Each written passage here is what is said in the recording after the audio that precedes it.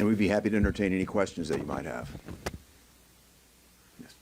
So you guys brought up democracy, and obviously there's an election coming up next year. Democrats have expressed their fears that this agreement, partnership, if you want to call it, going out the window would be costly to the American people. How would you react to their fears? Well, I'll start. I think that it's up to the American people to determine what the truth is, not some cabal that consists of federal agencies and big tech executives to do that. I trust the American people far more than I do the process that's been put in place so far. So I'd leave it to the American people to do exactly that. Yeah, and I would say that one of the things that can't be lost here is the way to combat speech that you don't like or don't agree with is with more speech, not government censorship of that speech. And the government doesn't get to outsource that censorship to some of the biggest companies in the history of the world. And as Senator Vance mentioned,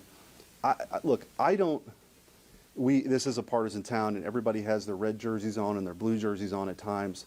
To me, this is about the American idea of who we are, the core of our mission. And this ought to be something we can come together on. The government's job is not to tell you what you can say or what you can hear or what you can think. People can decide that and make their own decisions. And we have that robust debate in the town square and now in the virtual town square. And one of the reasons why this case is so important, because it probably will make its way all the way up to the Supreme Court. And it will perhaps be the most important free speech case we've had in generations. But that doesn't absolve this Congress from stepping up and making sure this doesn't happen again.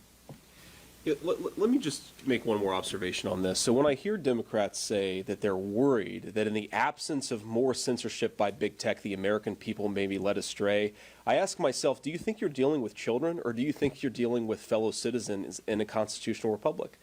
If the American people are swayed by this or that viewpoint, that is their right, and that's what the First Amendment says.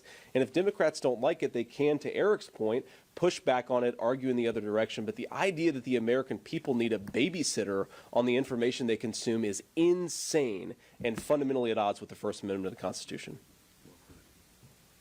Yeah.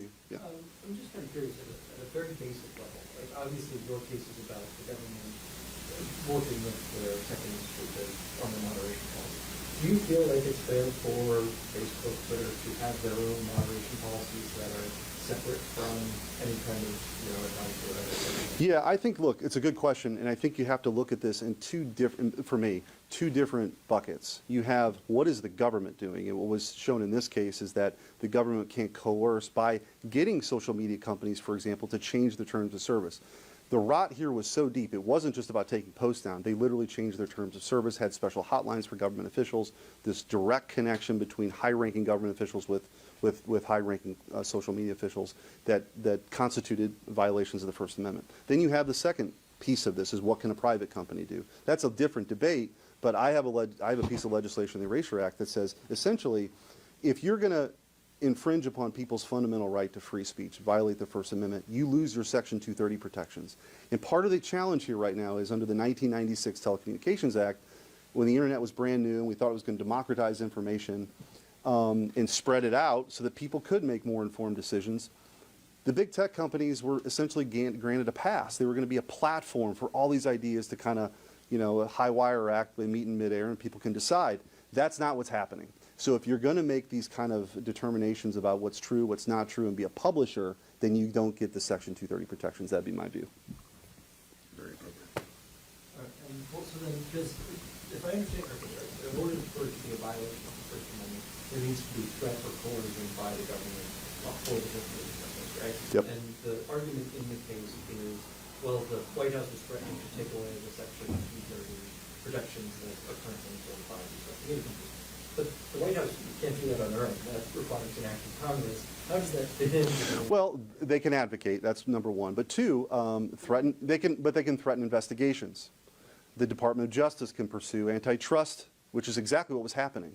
Antitrust investigations and bring legal actions. Like the administration is the most powerful, sort of broadest agency in the world, and you combine that with some of the biggest and most powerful companies in the world. That is a direct threat to our democracy. And again, and even the members of the media, this is such an existential threat. The very protections, of course, that the media relies on which I support, to write the articles, even if I don't agree with them, or the editorials, even if I don't agree with them. I will defend your right to say something I don't agree with. Where we've now crossed the line is government. Big government is now in bed with these social media giants to censor content and viewpoint discrimination, which of course is a violation of the Constitution. Yeah, I guess why I was a little confused is because there are a lot of congressmen who just said, hey, I think we should get rid of Section 230 protection if you moderate, right? Like, Section 230 has been kind of held over tech companies by everyone in Washington. Well, I think you can have the broad-based debate, but when it's, look, we can launch an investigation against you and destroy your business if, on this particular viewpoint, you don't change your terms of service or you don't take it down. That's a much different conversation than, hey, if somebody's violating the First Amendment right, maybe they shouldn't have these protections in the first place. So I think that's the distinction. Just a point on Section 230 as well. This comes up very often. And as Senator Schmidt indicated, that was drafted at a time when I don't think people could foresee the fact that this was going to become the town square. But we're in an environment today where there's a portion of that Section 230 that is used as a huge loophole, if you will. And that is the clause that says, it lists the rationale in Section 230 under which censorship would be appropriate. You can think about this as something that would be threatening to a person, violence, advocating terrorism, pornography, that type of thing. But there's a clause there that says, or otherwise objectionable. And that is subject to the interpretation of big tech companies, their lawyers, the White House, the administration, you name it.